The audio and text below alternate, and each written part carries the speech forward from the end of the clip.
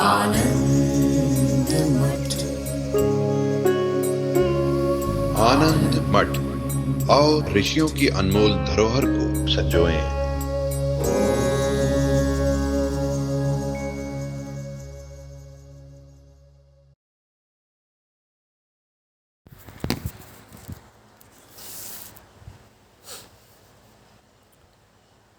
हम लोग महारानी लीला और माता सरस्वती जी के मध्य आध्यात्मिक संवाद को देख रहे हैं। ये संवाद अभी और आगे बढ़ता है और वेदांत की दृष्टि से बहुत उच्च कोटि का ये संवाद है। महारानी लीला एक प्रश्न पूछती हैं, बोलते हैं एकस्मिन्नेव शान्ते दिक्कालाद्य विभागिनी विद्यमाने परे तत्वे कलनावसरः कुतः। जबकि एक ही तत्व है, दिक्काल आदि से रहित एक ही ब्रह्म तत्व है जिसमें कि कोई विभाग नहीं है, तो फिर ये प्रथम सृजन कलन का कैसे हुआ। कलन से तात्पर्य है संकल्प। तो जहाँ पर कि ब्रह्म तत्व के अलावा और कुछ है ही नहीं, वहाँ संकल्प भी क्यों उदित होगा। क्योंकि अब तक के चर्चा में, अब तक के प्रतिपादन में माता सरस्वती ने यही बताया कि यह जो दृश्यमान प्रपंच है यह संकल्प से उदित हुआ है। तो अब उसी में प्रश्न किया गया कि ये आखिर तो संकल्प भी क्यों उठेगा जबकि एक अद्वितीय तत्व ही है। माता जी उत्तर देती हैं, कटकत्वं यथा हेम्नि तरंगत्वं यथाम्भसि सत्यत्वं च यथा स्वप्न संकल्पनगरादिषु नास्त्येव सत्यनुभवे तथा नास्त्येव ब्रह्मणि कल्पना व्यतिरिक्तात्मा तत्स्वभावादनामयात्। बोलती हैं कि हम ये प्रतिपादन नहीं करना चाहते हैं कि कोई भी चीज़ उत्पन्न हुई है। जब हमने ये कहा कि संकल्प से उत्पन्न हुआ, तो वहाँ संकल्प से उत्पत्ति का तात्पर्य स्वप्नवत है, मनोरथवत है। माने हम ये नहीं कहना चाहते हैं कि संकल्प तो उत्पन्न हुआ और फिर उसके बाद जो उत्पत्ति हुई वो मिथ्या है अथवा असत है। संकल्प से उत्पत्ति ऐसा कहने का तात्पर्य ही ये है कि वस्तुतः कुछ भी उत्पन्न नहीं हुआ है। जिस तरह से कि सुवर्ण में कटकत्व नहीं होता है, वलय आदि जिस तरह से सुवर्ण में नहीं होते हैं, अथवा जल में तरंग नहीं होती है, अथवा मन में संकल्प नगर नहीं होता है, ठीक इसी तरह से उस ब्रह्म तत्व में यह जगत और इस जगत के कारणभूत संकल्प सर्वथा नहीं है। लेकिन चर्चा करनी इसलिए होती है क्योंकि उनकी प्रतीति हो रही है। स्वर्ण में कटक नहीं हो कर के भी प्रतीत तो हो रहा है। जल में तरंग का सर्वथा अभाव है, जल तत्व में किधर तरंग है। लेकिन फिर भी जल राशि में उसकी प्रतीति तो हो रही है। तो जबकि प्रतीति हो रही है तो उसकी कोई न कोई व्याख्या तो करनी ही होती है। तो इसी तरह से हमारा ये कहना है कि नास्ति एव सति अनुभवे, अनुभव स्वरूप जो सच्चित आनंद तत्व है उसमें यह जगत और जगत का कारणभूत संकल्प सर्वथा नहीं है। और प्रतीत हो रहा है तो यह केवल भ्रम से प्रतीत हो रहा है।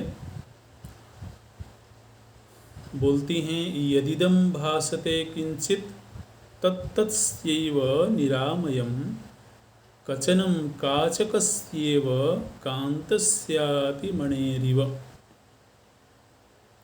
जिस तरह से चंद्रकांत मणि में कोई एक मणि होती है, बड़ी दिव्य मणि होती है चंद्रकांत मणि, शास्त्रों में उसका वर्णन आया है। तो जिस तरह से चंद्रकांत मणि को व्यक्ति भ्रम से कांच समझ बैठता है, हालांकि चंद्रकांत मणि और कांच में कोई तुलना नहीं है, लेकिन फिर भी व्यक्ति उसको कांच समझ बैठते हैं। कचनम काचकस्येव कांतस्य अतिमणेरिव। ठीक इसी तरह से ब्रह्म तत्व को ही भ्रम से हमने प्रपंच समझ लिया है। ये माता सरस्वती जी ने कहा। महारानी लीला वहीं पर प्रश्न कर देती हैं कि यह जो दीर्घ काल से द्वैत परंपरा हमको दिखाई दे रही है, इसको दिखाने वाला यह भ्रम, आपने कहा कि भ्रम से उत्पन्न हुआ है, ये भ्रम कहाँ से आया। एतावन्तं चिरं कालम एते देवी वयं वद भ्रामिताः केन नामापि द्वैताद्वैत विकल्पनैः। केन भ्रामिता, किसने हमको भ्रम में डाल दिया, किसने हमको भ्रम में डाल करके अद्वैत को द्वैत की तरह से दिखा दिया। उत्तर देती हैं श्रीदेव्युवाच अविचारेण तरले भ्रांतासि चिरमाकुला अविचार स्वभावोत्थः स विचाराद विनश्यति। बोलती हैं अविचारेण, विचार नहीं करने से ही ये भ्रम हो गया है। माने ये भ्रम केवल उसी को है जो विचार रहित है, जो विचार नहीं करता है।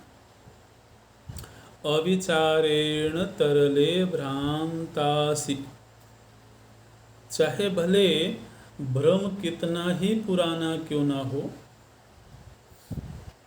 अंधेरा कितना ही पुराना क्यों ना हो, चूंकि अंधेरा दीर्घ काल से है तो इसके नाते हम उसको सत्य मान लें, ऐसा तो नहीं हो सकता है। अगर ये कोई कहे कि ये द्वैत तो अनंत काल से है, अनादि काल से है, तो कोई चीज़ अनादि काल से होने मात्र से सत्य हो जाएगी, ऐसा तो कोई तर्क नहीं बनता है।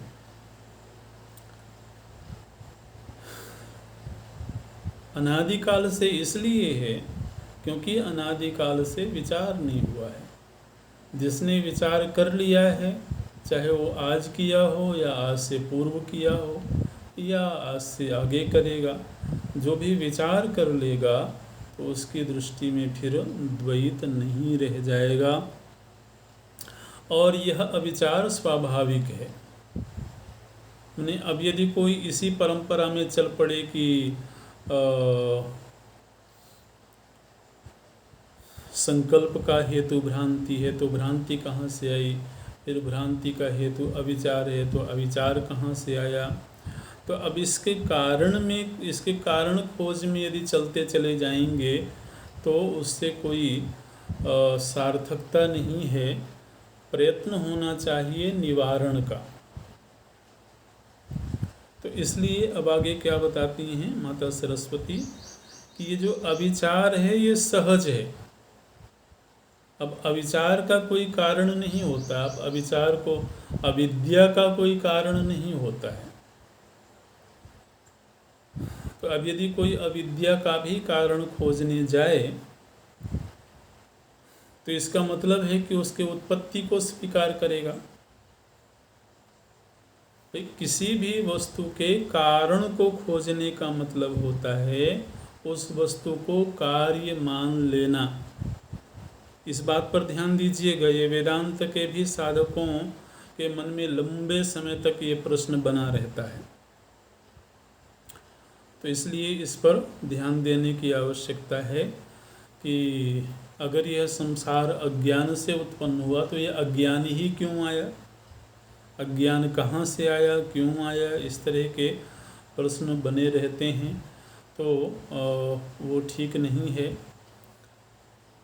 जब हम ये खोज कर रहे हों कि अविचार का कारण क्या है, इसका मतलब हम अविचार को कार्य मानना चाहते हैं, ठीक है ना। तभी तो उसके कारण की खोज कर रहे हैं। जहाँ जब कार्य कोई चीज़ होगी तभी उसका कोई कारण होगा, और जहाँ कार्य कारण संबंध होता है वहाँ कार्य की किसी काल में उत्पत्ति होती है ना। और उत्पत्ति उसी वस्तु की होती है जिसका प्रागभाव होता है। प्रागभाव को ही जन्म, प्रागभाव के नष्ट होने को ही जन्म बोलते हैं, ठीक है ना। किसी चीज का जन्म हुआ तो जन्म होने का अर्थ है कि उस काल से पहले जो उसका अभाव था उस अभाव की समाप्ति हो गई, ठीक। तो विचार का क्रम देखिएगा कि यदि तो अविद्या का कोई कारण होगा तो इसका मतलब हमने अविद्या को कार्य कोटि में रखा, और जब भी कोई चीज़ कार्य कोटि में जाएगी तो उसकी कभी न कभी उत्पत्ति होगी, और उत्पत्ति होगी इसका मतलब है कि उसका प्रागभाव होगा। तो अब यदि अविद्या का प्रागभाव है, माने हम ये कह रहे हैं कि किसी समय में अविद्या नहीं थी, तो फिर अविद्या नहीं थी तो क्या था।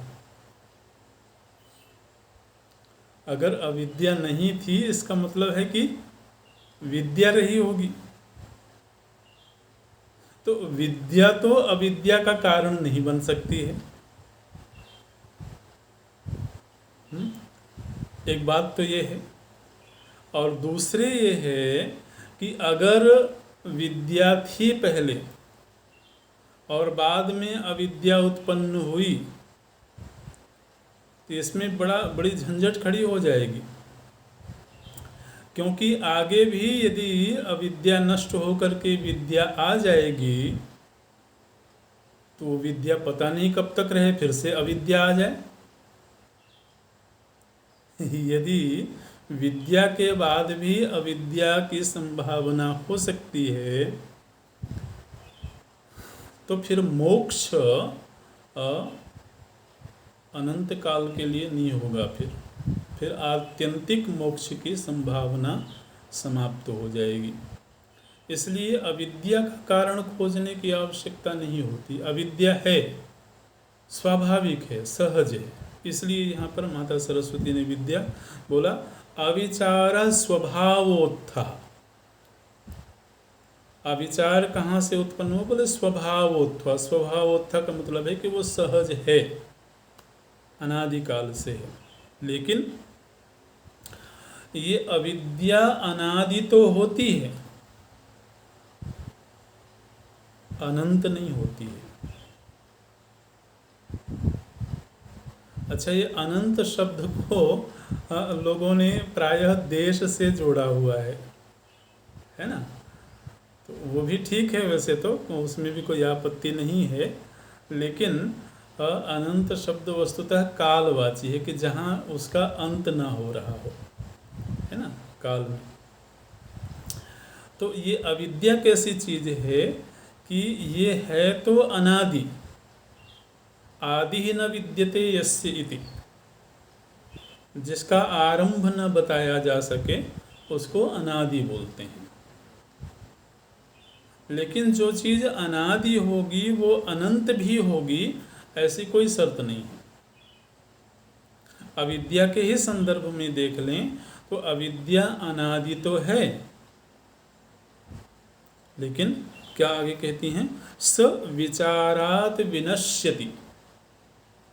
स अविचारः, वह जो अविचार है, अविद्या है, वो विचार से नष्ट हो जाता है, मतलब शांत है, अनंत नहीं है। ऐसे तो अविचारो विचारेण निमेषादेव नश्यति। यह जो अविचार है यह एक क्षण के विचार से नष्ट हो जाता है। ऐसा सत्यैव तेन अंतर्विद्यैषा न विद्यते। और विचार से जब यह अविचार नष्ट हुआ तो उससे ये पता लगा कि अविद्या तो, अविचार तो कभी ब्रह्म तत्व में था ही नहीं।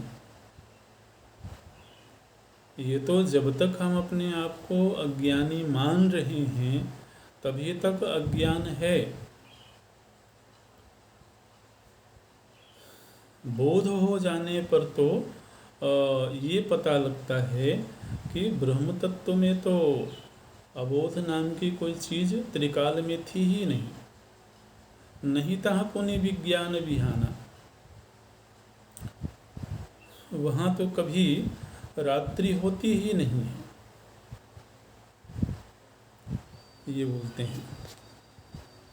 तस्मात् नैव अविचारः अस्ति, न अविद्या अस्ति, न बंधनम, न मोक्षोस्ति, निराबाधम शुद्धबोधमिदं जगत्। बोलती हैं इसलिए अविचार नाम की कोई चीज़ नहीं है, अविद्या नहीं है, बंधन नहीं है। और जब बंधन ही नहीं है तो फिर मोक्ष की कौन बात? मोक्ष तो बंधन के परिप्रेक्ष्य में ही बोला जाता है। इसलिए बोलती हैं कि हे देवी, आपको ये समझना होगा कि ये अविचार, अविद्या, बंध, मोक्ष ये सब वस्तुतः नहीं है। तो क्या है? बोले निराबाधम शुद्ध बोधमिदं जगत। यह जिसको हम जगत कह रहे हैं यह विशुद्ध रूप से बोध स्वरूप है।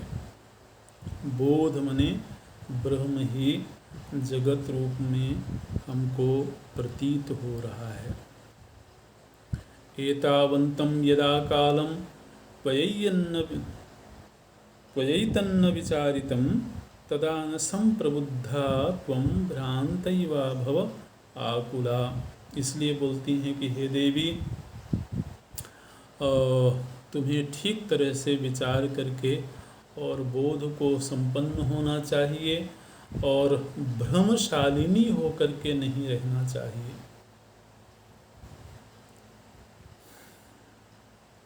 भ्रमशालिनी नहीं, क्या होना है? विवेकशालिनी। भ्रमशालिनी होकर के जीवन जीना ठीक नहीं है। अद्य प्रभृति बुद्धासि विमुक्तासि विवेकिनी, वासना तानवं बीजं पतितं तव चेतसि। अद्य प्रभृति बुद्धासि, आप तो इस समय भी मुक्त ही हैं और बुद्ध ही हैं। आपको विवेकशालिनी, विवेकवती होने की आवश्यकता है। तो इसलिए हमारा ये कहना है कि जबकि इस जगत के कारण की ही उत्पत्ति नहीं हुई है, तो फिर जगत की भी उत्पत्ति नहीं हुई है। आदौ एव हि नोत्पन्नं दृश्यं संसार नामकम्। यह जो संसार नामक दृश्य है, यह आरंभ में ही उत्पन्न नहीं हुआ। आदौ एव हि नोत्पन्नम संसार नामकम दृश्यम, यदा तदा कथम तेन वास्यन्ते वासनापिका। तो जबकि यह जगत ही कभी उत्पन्न नहीं हुआ, तो फिर इसके वासना की भी क्यों बात करें? क्योंकि ऐसा पहले माता सरस्वती ने ही कहा है कि यह वासना से उत्पन्न हुआ है ना। जिस तरह से वासना से स्वप्न उत्पन्न होता है, इसी तरह से वासना से उत्पन्न हुआ है। और अब बोलती हैं कि चूँकि संसार ही उत्पन्न नहीं हुआ, तो फिर उसकी वासना भी कैसे बनेगी? तो ना तो संसार उत्पन्न हुआ है और न ही उसकी वासना उत्पन्न हुई है। ये पारमार्थिक निर्णय है, व्यावहारिक वक्तव्य नहीं है। ये सारे के सारे वक्तव्य आप ये कह सकते हैं कि आत्मज्ञानी को जो अनुभव हो रहा होगा, सिद्ध महापुरुष को जो अनुभव हो रहा होगा, ये उसका निर्वचन है। इस तरह से अत्यंताभाव संपत्तौ दृश्य दृशाम मनः एकध्याने परे रूढ़े निर्विकल्प समाधिनी। अब ये तो निर्णय वाक्य हो गया एक तरह से कि संसार और संसार की वासना की उत्पत्ति त्रिकाल में नहीं हुई है। लेकिन एक साधक की दृष्टि से उस परम सत्य की अनुभूति तक पहुँचने की एक यात्रा होती है। तो उस यात्रा के लिए बोलती हैं कि एक ध्यान परे, जब कोई साधक केवल एक का ही ध्यान करने में परायण हो जाए, एक ध्यान परे। कौन सा एक? बोले जिसमें दृष्टि दृश्य दृशाम, जहाँ पर दृष्टा दृश्य और दृष्टि तीनों के अभाव रूप एक ही ब्रह्म तत्व है, इसका निरंतर जब कोई ध्यान करेगा तो उसको निर्विकल्प समाधि की प्राप्ति होगी।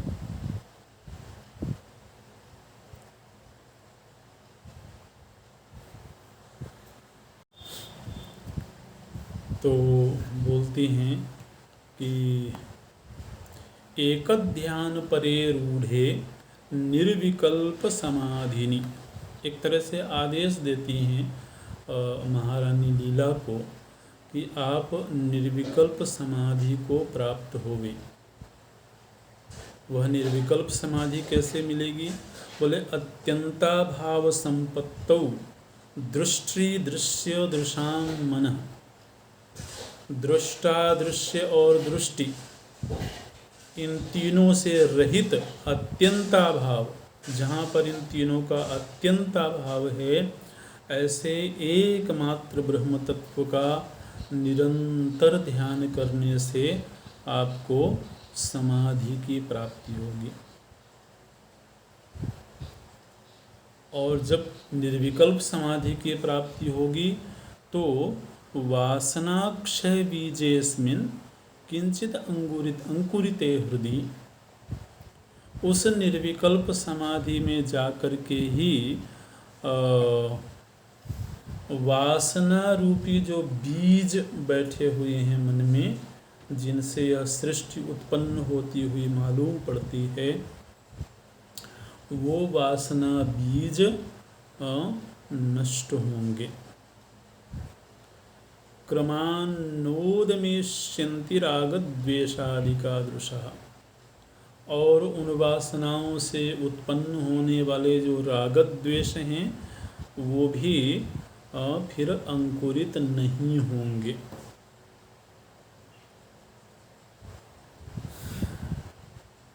ऐसी निर्विकल्प समाधि की प्राप्ति आपको करनी चाहिए। विगत कलन कालिमा कलंका गगन कलांतर निर्मलांबनेन सकल कलन कार्य कारणांतः कतिपय कालवशात भविष्यतीति। तो इस तरह से निर्विकल्प समाधि को संपन्न होने से अविद्या और उसके कार्य, इन सभी के अधिष्ठान रूप निर्मल आत्म तत्व का साक्षात्कार होगा। और उस निर्मल आत्म तत्व में ये अविद्या, काम, कर्म आदि का सर्वथा अभाव है। तो अविद्या, काम, कर्म आदि के सर्वथा अभाव रूप निर्मल आत्म तत्व का बोध ही मोक्ष है। यथा स्वप्न परिज्ञानात् स्वप्न देहो न वास्तवः अनुभूतोप्ययम् तद्वत् वासनातान वासदन्। जिस तरह से जब हमको ये बोध हो जाता है स्वप्न के विषय में कि ये तो स्वप्न है, तो फिर हम ये जान लेते हैं कि वो वास्तविक नहीं है। ठीक इसी तरह से जिसको ये बोध हो जाता है कि यह जगत स्वप्नवत है, तो उसके अंदर फिर जगत वासना का उदय नहीं होता है। जगत वासना वस्तुतः जगत को सत्य मान करके ही उदित होती है। यथा स्वप्न परिज्ञानात् स्वप्न देह प्रशाम्यति वासनातान तद्वत् जागृत देहो विशाम्यति। जिस तरह से स्वप्न का परिज्ञान होने से स्वप्न में उत्पन्न स्वप्न देह नष्ट हो जाता है, ठीक इसी तरह से जागृत देह भी स्वप्नवत है, ऐसा जान लेने पर यह जागृत देह भी शांत हो जाता है। ऐसे स्वप्न संकल्प देहांते देहोयम चेत्यते यथा तथा जागृत भावनांते उदेत्येवातिवाहिकः।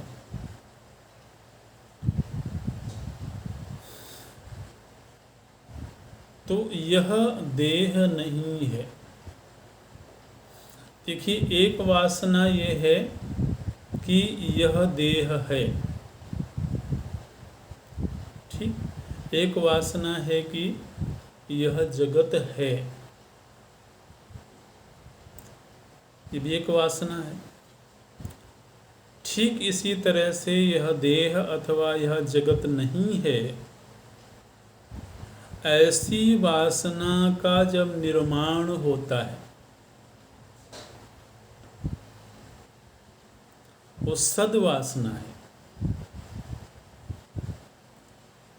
तो वह सद्वासना का निर्माण करना ये ज्ञानाभ्यास है। वह सद्वासना असत वासना का परिमार्जन करती है।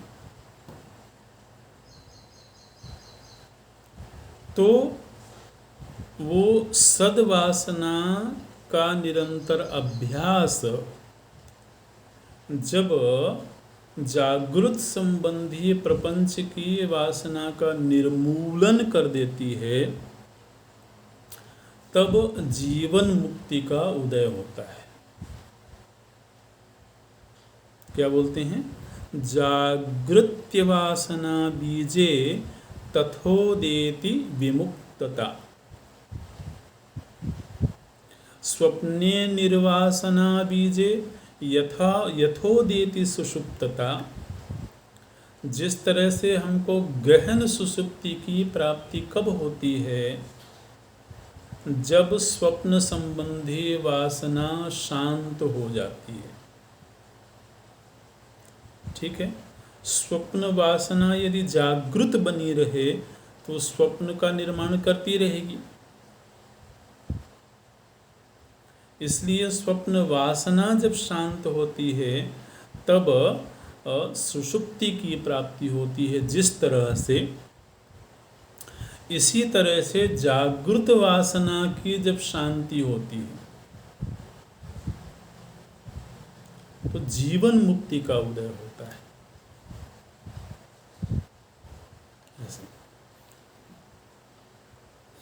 बहुत सुंदर ये विवेचना है। जागृत्य वासना बीजे तथा उदेति विमुक्तता, येयं तु जीवन मुक्तानां वासना सा न वासना शुद्ध सत्वाभिधानं तत् सत्ता सामान्यमुच्यते। तो जागृत वासना की शांति होने पर जीवन मुक्ति का उदय होता है। मानो कि प्रश्न किया जाए माता सरस्वती से, तो क्या फिर जीवन मुक्त में कोई वासना नहीं होती है? क्योंकि अगर जीवन मुक्त महापुरुष व्यवहार करेंगे तो व्यवहार बिना वासना के तो नहीं हो सकता है ना। हम किसी को पहचानते हैं वो वासना की वजह से ही पहचानते हैं। माने हमारा समूचा व्यवहार ही वासना वासित होता है, वासना युक्त होता है। अध्ययन अध्यापन आदि के कार्य भी बिना स्मृति के नहीं हो सकते हैं, और स्मृति बिना वासना के नहीं हो सकती है। तो क्या जीवन मुक्त पुरुष में वासना नहीं होती है? क्योंकि आपने अभी भी कहा कि जागृत वासना की शांति होने पर ही जीवन मुक्तता का उदय होता है। तो उत्तर देती हैं, येयं तु जीवन मुक्तानां वासना, जीवन मुक्तों में जो वासना दिखाई देती है वो वास्तव में वासना नहीं होती है। वो ठीक वैसी ही वृत्ति है जैसे स्वर्णकार हर तरह के आभूषण को देखते हुए ये जानता है कि यहाँ स्वर्ण के सिवाय कुछ नहीं है ना। तो विभिन्न तरह के आभूषणों से व्यवहार करेगा, लेकिन आभूषणों की आकृति को वह सत्य नहीं मानता है। हालांकि आकृतियां हैं, आकृतियों के साथ व्यवहार हो रहा है, लेकिन व्यवहार होते हुए भी आकृति की सत्यता रूप वासना वहाँ नहीं है। आकृति की सत्यता रूप वासना वहाँ नहीं है। तो क्या बोलते हैं कि सा वासना शुद्ध सत्वाभिधानम तत्, सत्ता सामान्य मुच्यते, वहाँ पर जीवन मुक्त में जो वासना है वह विशुद्ध सत्व प्रधान है और वह संसार को उत्पन्न करने वाली अथवा राग द्वेष को उत्पन्न करने वाली वासना नहीं है। या सुप्त वासना निद्रा सा सुषुप्तिरिति स्मृता यत् सुप्त वासनम जागृत घनौ असौ मोह उच्यते।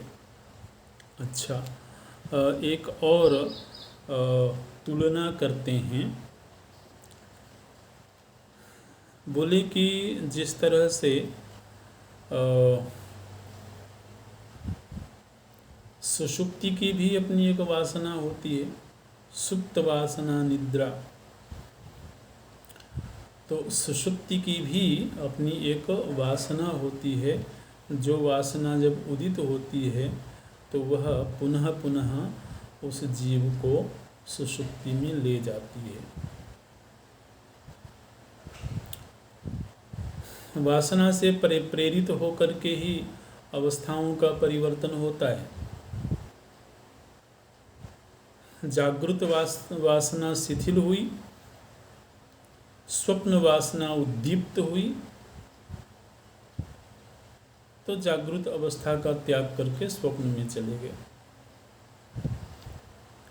स्वप्न अवस्था की वासना शिथिल हुई, सुषुप्ति वासना उद्दीप्त हुई, तो स्वप्न से हम सुषुप्ति में चले गए।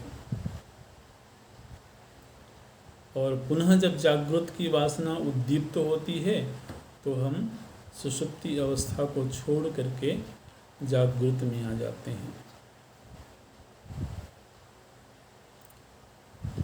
तो जिस तरह से गाढ़ निद्रा की जो वासना है वही सुषुप्ति कहलाती है, इसी तरह से जागृत की जो गाढ़ वासना है, जागृत अवस्था सत्य है, जागृत प्रपंच सत्य है, ऐसी जो गहन वासना है उस वासना को ही मोह बोलते हैं। मोह निशा सब सोवनिहारा। जागृत अवस्था में हम मोह निद्रा में सोए हुए। तो ये मोह क्या है? बोलते हैं जागृत अवस्था की जो वासना का घनीभूत रूप है। जागृत अवस्था के सत्यत्व का जो घनीभूत रूप है उसे ही मोह कहते हैं। प्रक्षीण वासना निद्रा तुर्य शब्देन कथ्यते जागृत्यपि भवत्येव विदिते परमे पदे। चाहे वह निद्रा की वासना हो और चाहे मोह की वासना हो, इसका जब प्रक्षीण हो जाता है, इसका जब नाश हो जाता है, तब तुरीय का उदय होता है। तुर्य शब्देन कथ्यते प्रक्षीण वासना निद्रा। निद्रा को ही तुरीय कहते हैं। कौन सी निद्रा? बोले जहाँ पर निद्रा और जागृत दोनों के वासनाएं क्षीण हो गई हों। स्वाभाविक है वह निद्रावत ही होगा, क्योंकि जागृत तो उसको बोलते हैं जहाँ पर दृष्टा दृश्य और दृष्टि का विभाग बना रहता है। और जब दृष्टा दृष्टि और दृश्य का विभाग समाप्त हो जाएगा तो वह स्थिति वैसी ही होगी जैसे सुषुप्ति की होती है। क्योंकि सुषुप्ति में भी तो दृष्टा दृष्टि और दृश्य का विभाग कहाँ होता है? सुषुप्ति और तुरीय, इन दोनों में एक साम्यता ये है कि दोनों में ही विकल्प नहीं है। है ना। दृष्टि और दृश्य का विभाग रूप जो विकल्प है वो विकल्प सुषुप्ति में भी नहीं है और तुरीय में भी नहीं है। ये दोनों में साम्यता है।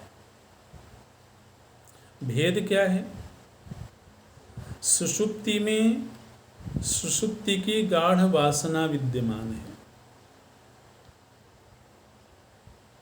जबकि तुरीय में सुषुप्ति और जागृत दोनों की वासना का क्षय हो चुका है। ऐसे इसलिए वहाँ पूर्ण जागृति तो होती है, आत्म जागृति होती है, लेकिन उस जागृति में त्रिपुटी का विभाग नहीं होता है। वो तुरीय स्थिति बोलते हैं। प्रक्षीण वासना ये है जीवताम जीवन स्थिति ही अमुक्तैर परिज्ञाता स जीवन मुक्त उच्यते। इस अवस्था को संपन्न, तुरीय स्थिति को संपन्न महापुरुष को ही, जिसमें कि वासना का पूरी तरह से क्षय हो चुका है, उन्हीं को जीवन मुक्त बोलते हैं। सा जीवन मुक्तता उच्यते। वासना प्रक्षीण, वासना का क्षय हो गया है लेकिन जी रहे हैं। जीवन मुक्ति तो तभी कही जाएगी ना जबकि कोई जी रहा हो, लेकिन वहाँ जागृत वासना का अभाव हो गया हो, तो उस स्थिति को जीवन मुक्ति बोलते हैं। ऐसी जीवन मुक्त स्थिति में अगर उनको एक लोक से दूसरे लोक में गमन करना हो, माने माता सरस्वती इस विवेचना के जरिए महारानी लीला को जीवन मुक्ति की ओर ले जाना चाह रही हैं, और जीवन मुक्ति की ओर गए बिना, माने निर्वासन हुए बिना एक तो जीवन मुक्ति नहीं होगी, और जीवन मुक्ति के बिना आतिवाहिकता की प्राप्ति नहीं होगी। यहाँ पर एक प्रसंग ये आया है जहाँ पर ये बोलती हैं, क्योंकि माता सरस्वती ने ये कहा था कि हमको दूसरे लोक में जाने के लिए अथवा दूसरे पूर्व के कल्प में पूर्व के जीवन में जाने के लिए हमको इस देह को त्यागने की आवश्यकता नहीं है, लेकिन आपको देह त्यागने की आवश्यकता है। तो ये प्रसंग पीछे आया था, तो उसी प्रसंग को याद करते हुए बोलती हैं कि जब किसी जीव की मृत्यु हो रही होती है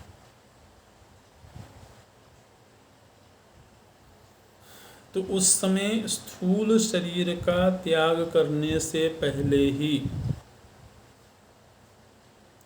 उस जीव को एक सूक्ष्म देह की प्राप्ति हो जाती है। आप कहेंगे कि सूक्ष्म शरीर तो पहले से ही विद्यमान है ना, तो वो उस सूक्ष्म शरीर की बात नहीं हो रही है, वो तो करण संघात है। करण संघात, कार्य अलग चीज होती है। तो ये जो इंद्रियां हैं, अंतःकरण हैं, ये सब करण रूप हैं।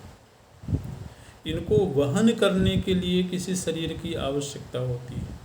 जैसे अभी भी ये कर्ण तभी व्यवहृत हो रहे हैं जबकि इनको स्थूल शरीर रूपी अधिष्ठान प्राप्त है। तो इसी तरह से इन सूक्ष्म अवयवों को देह से देहांतर में गमन करने के लिए भी एक शरीर मिलता है, उसको आतिवाहिक देह बोलते हैं। वो सूक्ष्म शरीर जैसा ही होता है, माने वो इंद्रिय गोचर नहीं होता। जिस तरह से ये स्थूल इंद्रिय गोचर है उस तरह का नहीं होता है। तो वह जो आतिवाहिक देह है वह जीव को स्थूल शरीर छोड़ने से पूर्व ही प्राप्त हो जाता है।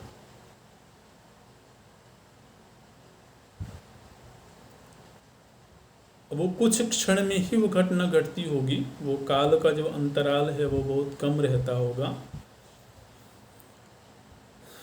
तो फिर वह आतिवाहिक देह उस जीव को उस स्थूल देह से निकाल करके दूसरे स्थूल देह में ले जाता है।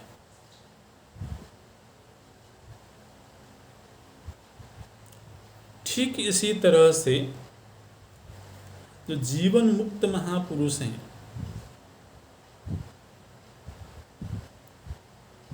उनका स्थूल देह से तादात्म्य छूट गया। स्थूल देह से तादात्म्य बना रहेगा तो मुक्ति नहीं मानी जाएगी। तो स्थूल देह से तादात्म्य तो छूट गया, लेकिन उसके बावजूद वो व्यवहार कर रहे होते हैं, तो उस समय उनको एक सूक्ष्म शरीर प्राप्त होता है। माने वह स्थूल देह ही सूक्ष्म भाव को प्राप्त हो जाता है उनकी दृष्टि में।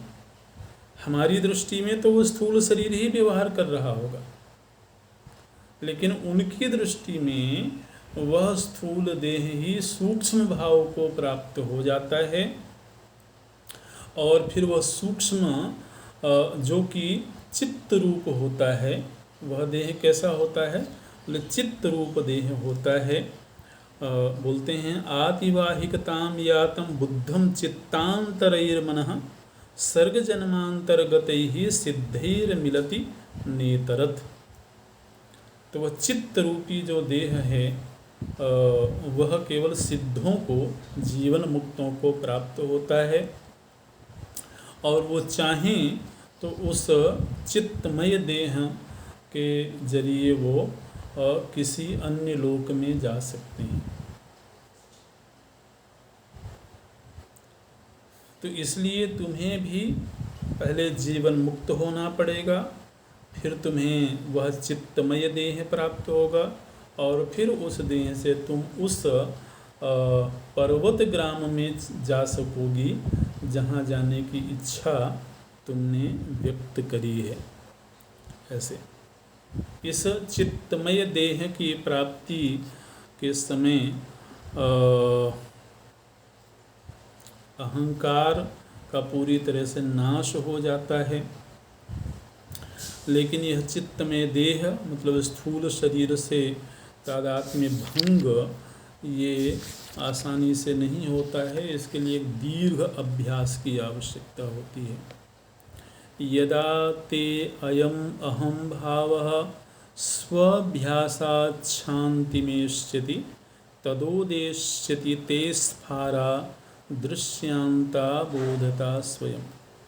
बोलती हैं कि दीर्घकालिक ज्ञान का अभ्यास करते करते करते जब यह और मैं इन दोनों ही भावों का पूरी तरह से नाश हो जाता है,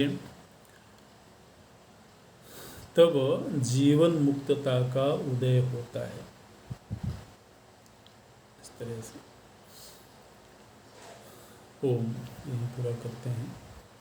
ओम पूर्णमदः पूर्णमिदं पूर्णात् पूर्णमुदच्यते पूर्णस्य पूर्णमादाय पूर्णमेवावशिष्यते। ओम शांति शांति शांतिः। हरि ओम श्री गुरुभ्यो नमः। हरि ओम।